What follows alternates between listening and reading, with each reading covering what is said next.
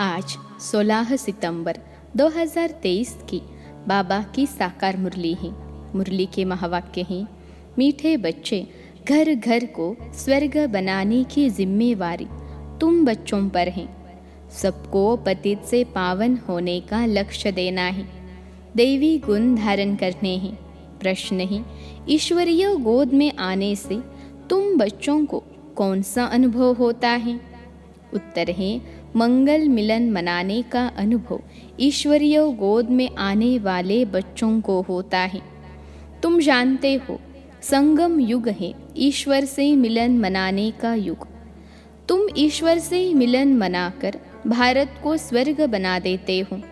इस समय तुम बच्चे सम्मुख मिलते हो। सारा कल्प कोई भी सम्मुख मिलन नहीं मना सकते।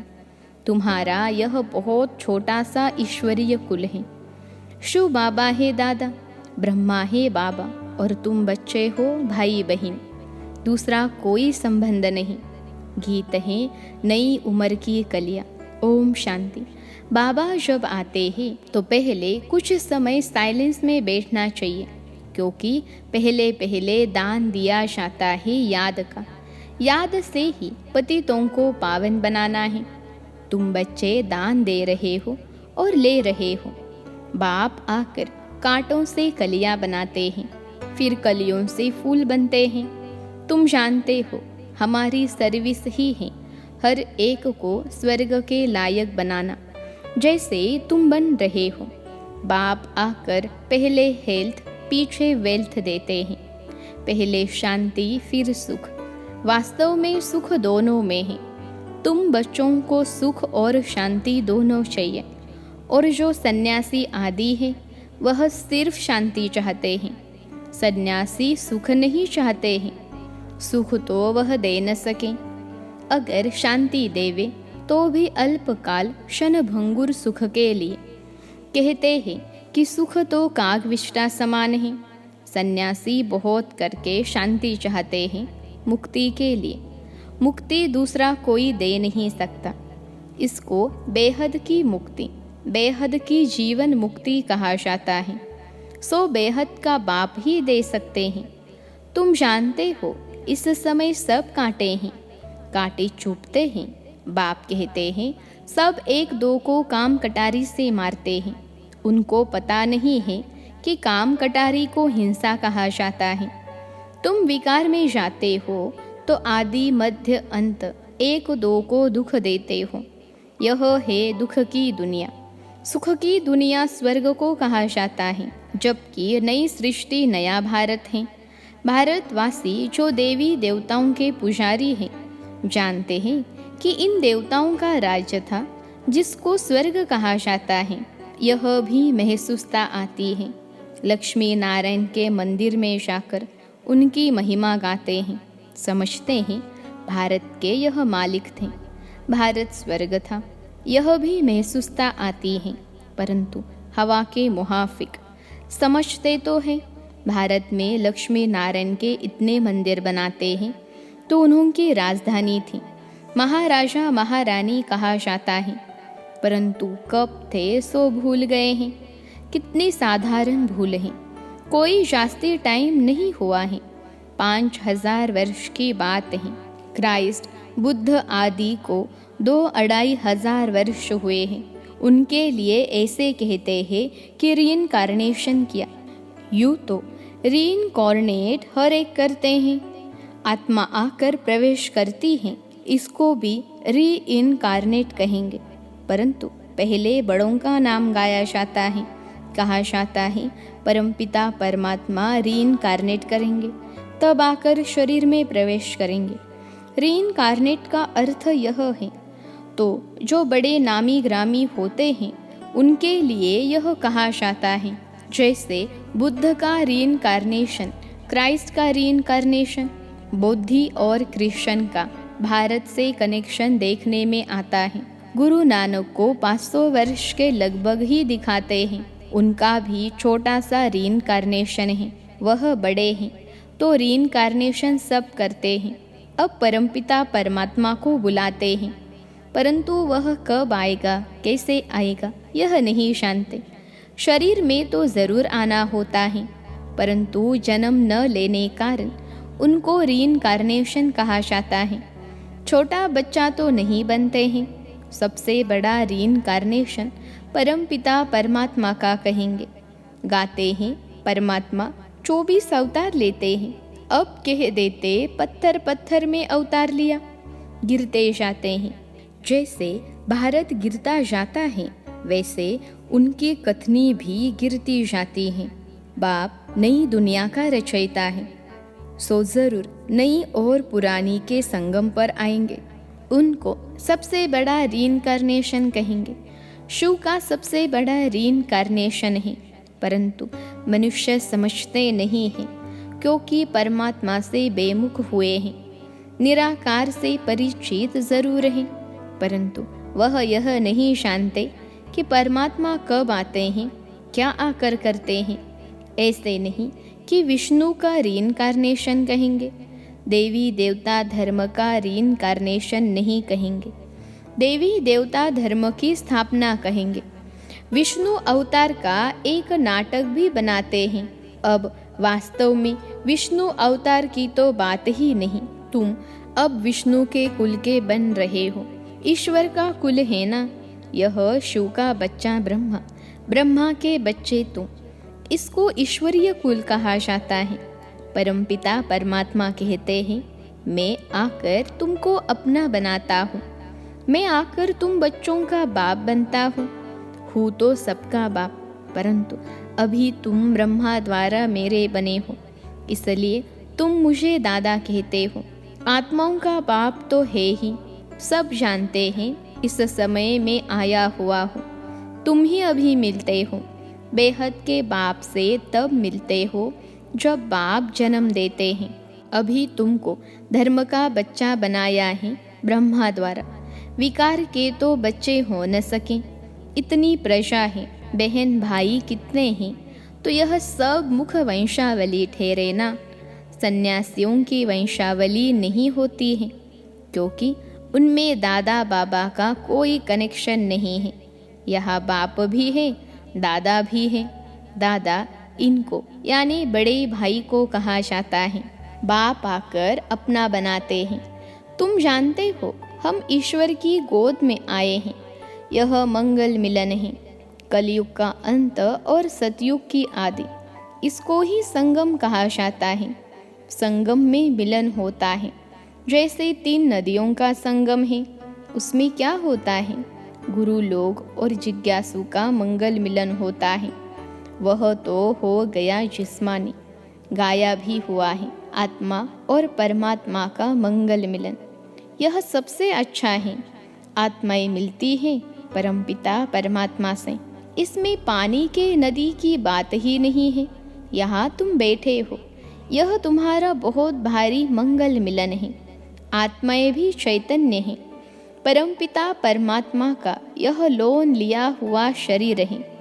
इनको मंगल मिलन कहा जाता है। कुंभ का मेला कहा जाता है ना। कुंभ को भी संगम कहेंगे। 3 नदियों के संगम का नाम कुंभ रख दिया है। सबसे बड़ा संगम कौन सा है? सागर और नदियों का। सबसे बड़ी नदी है ब्रह्मपुत्र। उसमें बाबा आते हैं, इसलिए सागर और ब्रह्मपुत्र नदी का इकट्ठा मेला तो है ही। अब कुंभ का मेला है संगम पर। तुम सब ज्ञान सागर बाप से मिलते हो। इसको ईश्वरीय कुंभ का मेला कह सकते हैं। यह है आत्माओं और परमात्मा का संगम। कुंभ का संगम बात एक ही है। तो तुम बच्चे जानते हो हम अपने लिए स्वर्ग की स्थापना कर रहे हैं। हमको घर में पवित्र होकर रहना है। जहाँ पवित्रता है वहाँ ही स्वर्ग कहेंगे। बच्चे पवित्र रहते हैं तो पवित्रता सुख शांति है। तुम्हारी अवस्था ऐसी होनी चाहिए जैसे देवताओं की होती है। कोई भी अवगुण नहीं होना चाहिए। इसको ही स्वर्ग कहेंगे। वही फिर स्थायी स्वर्ग बन जाता है। घर में ऐसा लायक बनना है, इसलिए कहा जाता है घर घर को स्वर्ग बनाओ। तुम मनुष्यों को स्वर्ग में चलने लायक बनाते हो। तुम्हारे लिए ही गीत हैं, घर घर को स्वर्ग बनाओ। सतयुग में घर घर में स्वर्ग था, अब नहीं है। जो बच्चे बाप से वर्षा लेते हैं, उन्हों को अपने घर बैठे पतित से पावन बनने का लक्ष्य देना है। यह बड़े ते बड़ा चैतन्य तीर्थ है। जहाँ शिव बाबा सागर हैं, वहाँ तुम आत्माएं गंगाएं जरूर होंगी। यह सबसे बड़ा ऊंचते ऊंच मेला है। वह सब है भक्ति मार्ग के मेले। यह है ज्ञान मार्ग का मेला। भक्ति मार्ग में मेले तो जन्म बाय जन्म लगते रहते हैं। ज्ञान मार्ग का मेला एक ही बार लगता है। यह है रूहानी मिलन। सुप्रीम रूह परम धाम से आकर बच्चों से मिलते हैं। सबसे अच्छी यात्रा या मेला यह है। यह चैतन्य सागर तो कहा भी जा सकते हैं, वह जड़ सागर तो कहा नहीं जाता। यह सागर कहा जाता है। तुम नदियाँ भी जाती हो निमंत्रण पर। ज्ञान सागर इस ब्रह्मपुत्रा नदी के साथ चलते हैं। तुम भिन्न भिन्न प्रकार की नदियाँ हो। कोई पवित्र हैं, कोई अपवित्र हैं। कोई समय ऐसे बहुत आ जाते हैं जो पवित्र नहीं रह सकते हैं, फिर भी आते तो हैं ना। बाहर के गृहस्थी भी आते हैं, अलाउ किया जाता है। ऐसे भी नहीं सबको अलाउ करेंगे। कोई मित्र संबंधी आदि आते हैं जिन्हों को उठाने के लिए अलाउ करते हैं, नहीं तो कायदे बहुत हैं। इंद्रप्रस्थ में कोई पतित आ न सके। कोई भी पंडा व सब्ज परी आदि कोई भी पतित को साथ में ले आ नहीं सकती। इसलिए बाप कहते हैं खबरदार रहना। सर्टिफिकेट तुमको मिलता है, किसको साथ ले आती हो या भेज देती हो, रेस्पॉन्सिबिलिटी तुम्हारे पर है। यूँ तो सेंटर्स पर तो निमंत्रण भी देते हैं। कितने पतित आते होंगे। सेंटर पर पतित आए तब तो उनको पावन बनाओ। यहाँ तो सागर बैठा हुआ है तो नियम रखे हुए हैं, नब्ज देखी जाती हैं। डॉक्टर सर्जन तो भिन्न भिन्न होते हैं ना। मम्मा बाबा व अनन्य बच्चे बात करेंगे तो झट पता लगेगा कि बुद्धि में बैठता है व नहीं। तुम कोई को भी समझाएंगे कि दो बाप हैं तो झट मानेंगे। युक्ति बतलाई जाती हैं। परमपिता परमात्मा को तो सब याद करते हैं। हम फलाने बाप के बच्चे हैं, सिर्फ उनके ऑक्यूपेशन को नहीं जानते। यह तो तुम बच्चे समझ गए हो कि जिस जिस नाम से जो मनुष्य आते हैं, उसी नाम रूप से 5000 वर्ष बाद फिर आना ही जरूर। क्राइस्ट का जो चित्र है हूबहू फिर उसी समय ही हो सकता, ऐसा और किसी मनुष्य का हो नहीं सकता। कृष्ण का जो चित्र है वह फिर और किसी मनुष्य रूप में हो न सके। आत्मा भिन्न भिन्न नाम रूप देश काल में जन्म लेते लेते अब पतित हो गए हैं, उसको फिर पावन बनाते हैं। तुम जानते हो कल्याणकारी बाप हैं और कल्याणकारी रावण हैं। सबको सद्गति देने वाला बाप हैं। फिर इसमें मनुष्य तो क्या, सब चीज़ों की सद्गति हो जाती है। नरक का विनाश, स्वर्ग की स्थापना होती है। जो कल्प पहले आए थे, कोई पंजाबी कोई पारसी आते हैं ना, सभी को निमंत्रण देना है। बाप आया हुआ है, ढिंडोरा पीटने में भी हर्जा नहीं है। तुम्हारे चित्र भी बड़े अच्छे हैं, अभी तुम मंदिर लायक बनते हो। अब भूतों को निकालने में बड़ी मेहनत है। लक्ष्मी अथवा नारायण को वरने लिए विकारी अवगुण निकालने में कितनी मेहनत लगती है।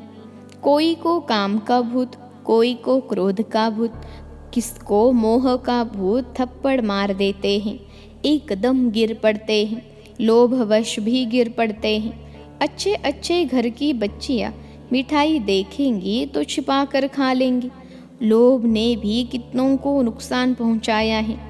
लोभ के वश ही चोरी करते हैं। पहले तुम भट्टी में थे, अभी तो सबको अपने घर में भट्टी बनानी पड़े। बाप ने एक ही बड़ी भट्टी बनाई, अभी तो कहते हैं पहले 7 रोज भट्टी में रहना पड़े। आजकल किसका भट्टी में बैठना बड़ा मुश्किल है। सेंटर में भी आते हैं तो रंग चढ़ाते हो, फिर घर में जाने से उठ जाता है, संग दोष लग जाता है। अभी तो बड़ी मेहनत है।